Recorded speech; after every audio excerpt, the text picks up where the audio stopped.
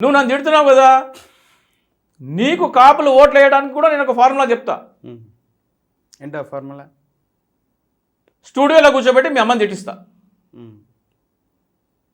స్టూడియోలో కూర్చోబెట్టి పవన్ కళ్యాణ్ వాళ్ళ అమ్మని ఒక యాక్టర్తో కూర్చోబెట్టి తిట్టిస్తా. ఇది నేను చెప్పలేదు, పవన్ కళ్యాణ్ చెప్పిండు. స్టూడియోలో కూర్చోబెట్టి మా అమ్మని తిట్టించావు లోకేష్ అన్నాడు. ప్రతి మీటింగ్లో చెప్పినాడు. పవన్ కళ్యాణ్ చుట్టూ తిరిగేట వాళ్ళందరూ అలాగా జనం శంకర జాతి జనం అన్నారు. పవన్ కళ్యాణ్ చుట్టూ తిరిగే వాళ్ళు ఎవరు? కాపు సామాజిక వర్గం. అంటే కాపు సామాజిక వర్గాన్ని తిట్టాలి, కాపుల్లో కావేశాలు రావాలి. పవన్ కళ్యాణ్ తల్లిని తిడితే పవన్ కళ్యాణ్ అభిమానుల్లో కావేశాలు రావాలి.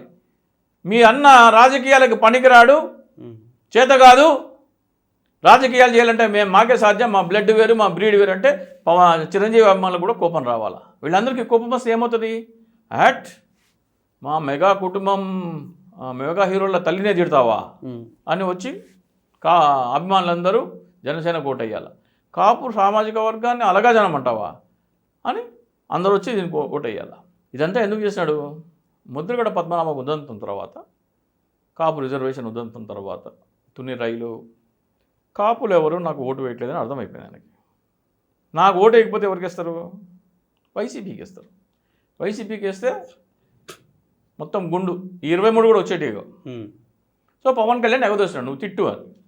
ఇద్దరు పరస్పరం తిట్టుకున్నట్టు డ్రామా ఆడి అయినా కానీ కాపుల్లో యూనిటీ రావట్లేదు. ఏం చేయాలి? ఇది కాపుల పార్టీ అని నమ్మించాలి. కమాన్ చిన్న ఇంటరప్షన్.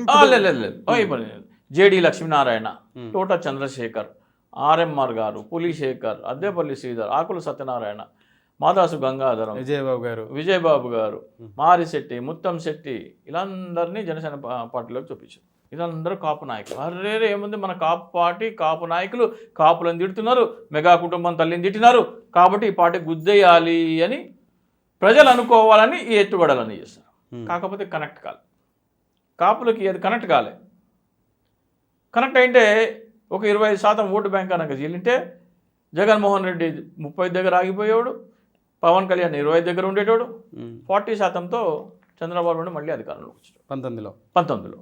ఇది కుట్రపూరితంగా కాపులని మభ్యపెట్టేందుకు చంద్రబాబు నాయుడు ఎత్తుగడలో కన్న తల్లిని, సొంత అన్నని, సామాజిక వర్గాన్ని కూడా తిట్టించేందుకు సిద్ధపడ్డ దుర్మార్గుడు పవన్ కళ్యాణ్. చిన్న ఇంటరప్షన్.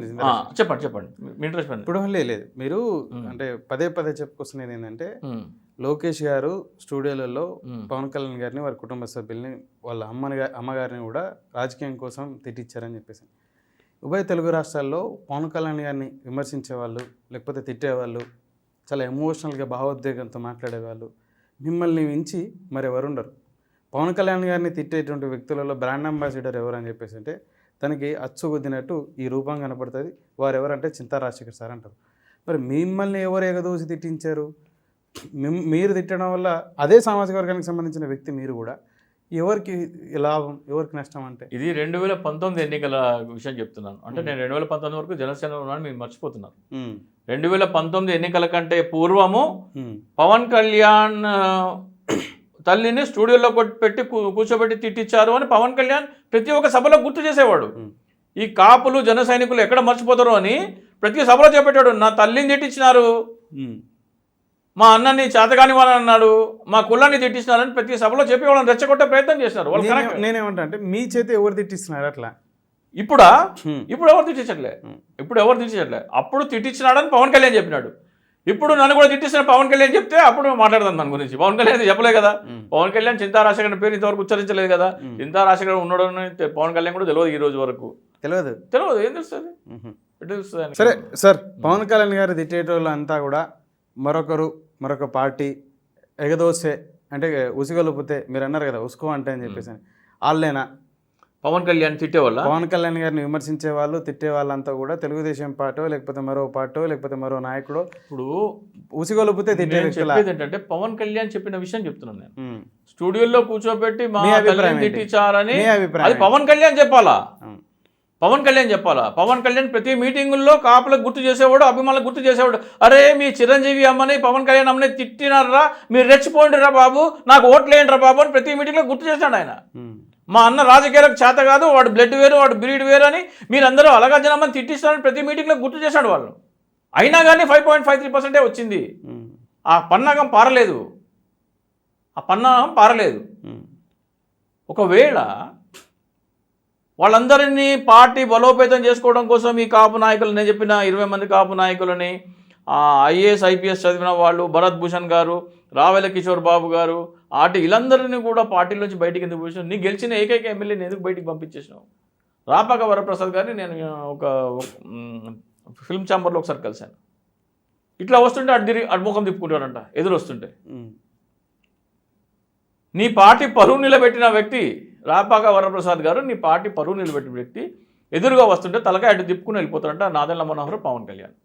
వాళ్ళకంత స్టేజీ మీద రాపాక నియోజకవర్గంలో డిండిలో ఒక వేడుక జరుగుతుంటే స్టేజీ మీద రాపాక వరప్రసాద్ కుర్చీ లేదు. నేను కూడా స్టేజీ మీదకి రావాలా అంటే చీరా బొట్టు పెట్టి పిలవాలా అని అన్నాడు నాదెండ్ల మనోహర్. రాపాక వరప్రసాద్ కోసం ఒక వ్యక్తి కుర్చీ తీసుకుని వెళ్తుంటే నువ్వు అక్కడ పెట్టాయని తెచ్చుకుంటా అన్నాడు. రాపాక వరప్రసాద్ ప్లేస్లో చింతా రాజశేఖర్ ఉంటే చెప్పు తీసుకొని కొట్టేటాడు, చెప్పు తీసుకొని కొట్టేటాడు. ఎరా నా కొడక, ఓడిపోయిన నా కొడక, డిపాజిట్ అని నా కొడక, నువ్వు నాకు సీటు ఆపేది నువ్వా? ఓడిపోయిన నా కొడక, నువ్వు కింద కూర్చొని నేను పైన కూర్చుంటా అని ఆయన కిందకి దోసి అక్కడ కూర్చుంటే పవన్ కళ్యాణ్ సెటిల్ అయ్యాడు. రాపాక వరప్రసాద్లో చింతా రాజశేఖర్ ఉంటే అది జరిగేది. కాలర్ పట్టుకొని నాదెండ్ల స్టేజ్ కిందకి దోసి ఆ సీట్లో నేను కూర్చునేవాడిని. నా కొడక, నాకు చేయలేకపోగా ఎవరో చైర్ తెస్తుంటే వద్దంటావా? నేను తెచ్చుకోవాలా? ఇదేనారా గెలిచిన ఎమ్మెల్యేకి నువ్వు ఇచ్చే గౌరవం? దళితుడి సంగతి పక్కన పెట్టు. ఓడిపోయిన నా కొడక, డిపాజిట్ రాని నా కొడక, నువ్వారా నాకు చెప్పేది? కాలర్ పట్టుకుని స్టేజ్ కింద దోసేవాడు నేనైతే. రాపాక వరప్రసాద్ గారు ఇప్పటివరకు ఎన్నిసార్లు పోటీ చేశారండి? ఆయన 2009లో వైఎస్ రాజశేఖర రెడ్డి గారి హయాంలో ఒకసారి గెలిచారు, తర్వాత ఓడిపోయారు, మళ్ళీ మొన్న గెలిచారు. వారు ఇండివిజువల్గా గెలిచింటే వారిని అవమానపరిచే ఎట్లయినా జనసేన పార్టీ తరఫున గెలిచారు ఆయన. జనసేన పార్టీ గోచి గుడ్డ, ఆయన మొత్తం గుడ్డలు ఇప్పేశారు. షర్టు, ప్యాంటు, బనీను, అండర్వేర్ ఇప్పేస్తే లోపల ఒక గోచి గుడ్డ ఉంది. ఆ గోచి గుడ్డ పవన్ కళ్యాణ్. అది పవన్ కళ్యాణ్ బట్టలు ఇప్పేశారు ప్రజలందరూ, అండర్వేర్తో సహా ఇప్పేస్తే లోపల ఉన్న ఒక గోచి గుడ్డ రాపాక వరప్రసాద్. పవన్ కళ్యాణ్ సిగ్గు కాపాడినాడు. నెత్తి మీద పెట్టుకోవాలని, కిరీటంలాగా పెట్టుకోవాలి, స్టేజ్ మీద కూర్చేవా? వీళ్ళందరినీ ఎందుకు? జేడీ లక్ష్మణ్ గారిని దిండి సభలో మీటింగ్ జరుగుతుంది, 3 రోజుల మీటింగు. ఏమని పిలుస్తావు నువ్వు? జేడీ లక్ష్మణ్ గారు మీటింగ్ ఉంది, ఇట్లా 3 రోజుల సభకి రండి, మీరు దయచేసి రావాలి, మీ అమూల్యమైన మేధోమథనం సదస్సు అది, మీ అమూల్యమైన సలహాలు ఇవ్వాలని చెప్తారు. ఏమని ఫోన్ చేస్తారా వీళ్ళంటే, జేడీ గారు ఇట్లా దిండిలో 3 రోజుల మేధోమథన సదస్సు పెట్టాము, 3వ రోజు మధ్యాహ్నం మీరు వస్తే సరిపోతుందండి అంటే ఫస్ట్ డే సెకండ్ డే రావద్దు, థర్డ్ డే మొదటి సెషన్ రావద్దు, తర్వాత మీరు రావాలి. ఎందుకంటే ఆయన ఐపీఎస్ చదివినాడు, ఆయన బుర్రలో ఒక ఎన్సైక్లోపీడియా, ఆయన మేధోమథన సదస్సు వీళ్ళందరూ గాలిపోతుంది వీళ్ళందరూ. ఆయన మాట్లాడితే ఆయన వాగ్దాటి కానీ ఆయనకున్న నాలెడ్జ్ కానీ ఖాళీ ఓటికి ఎవరు సరిపోరు, కాబట్టి మీరు రావద్దు. 3వ రోజు మధ్యాహ్నంలో ఎందుకు రావాలి? ఫోటో సెషన్కి మాత్రం కావాలి. అలాంటి అభిప్రాయం ఉన్నప్పుడు అసలు పార్టీలోనే జాయిన్ చేసుకోడు కదా. అదే చెప్తున్నా కదా, కాపుల పార్టీని నమ్మించడం కోసం చెప్పేది అదే కదా.